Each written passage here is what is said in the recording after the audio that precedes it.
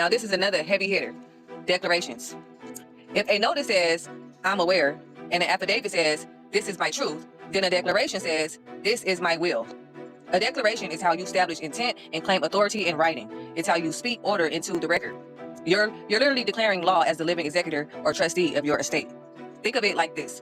The government and corporations declare everything about you, right? They declare your birth. They declare your tax status. They even declare you in debt. But who's declaring the truth of who you are? That's where you come in. You use declarations to publicly correct false assumptions and to establish your lawful intent under your private trust. Examples. Declaration of trust. This one's the foundation. It's how you bring your private trust into existence. You're saying, this is the trust. This is the purpose. These are the roles. Declaration of executor appointment. This establishes your administrative control over your estate. You're saying, I'm the one managing the business of the trust. And then we have declaration of living status. This separates you, the living man or woman, from the all caps corporate fiction.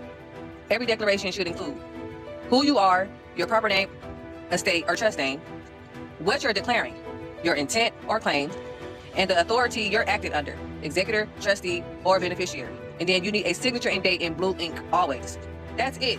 You've just created lawful record. And once you've done that, no one can say they didn't know. Because remember, ignorance is no excuse in law. When you declare something in truth and record it properly, it stands until rebutted. That's why you'll often see me repeat this phrase. Your declaration is your foundation. Without it, you're just floating around in someone else's system. But when you declare who you are and what you stand on, the entire system has to adjust. So don't be afraid to write your truth. The act of declaring gives power to your trust and creates accountability for anyone who tries to act against it. This one right here is a game changer. Let's talk about the mailbox rule. One of the most slept on but powerful tools in equity and administration. Most people don't even realize that the entire legal world runs off of a simple concept, proof of delivery. The mailbox rule basically says this. Once you properly address, stamp, and mail a document, it is presumed delivered by law.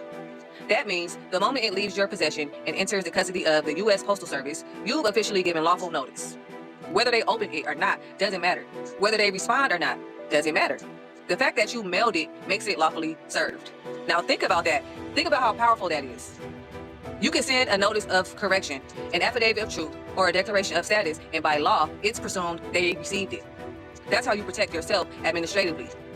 Once it's mailed, the burden of proof shifts. It's no longer on you to prove they got it. It's on them to prove they didn't.